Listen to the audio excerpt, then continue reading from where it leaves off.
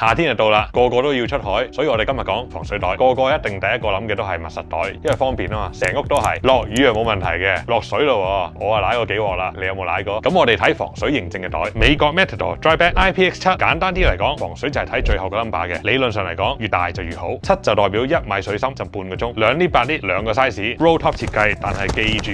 最少都要 roll 3下先防水。企到喺度嘅設計，側邊仲有 see through，睇到裏邊有乜嘢，側邊有 Hyperlon 嘅 handle， 裏邊舐大膠，超輕薄身，官方話65 gram Night Ice Run Off Packing Cube， 專利嘅防水拉鏈，我自己用咗4-5年啦，都仲好新淨，仲有電話 size 添，呢個位可以加條 strap 落去嘅，反轉呢度仲有個位可以俾你穿落條腰帶度，用咗咁多年，從未試過漏水，有代價嘅就係條拉鏈實到黐線，呢個就犀利啦，德國 Fitlock Hermetic Dry Bag 用咗 Cooper 嘅技術，連美國太空總署都要用佢，單手搞掂，真心方便，基本上你擺啲嘢落去自己閂埋嘅。講咗咁耐，大家中意用邊隻呢？如果都係中意用呢隻嘅話，記住留言話我知點解。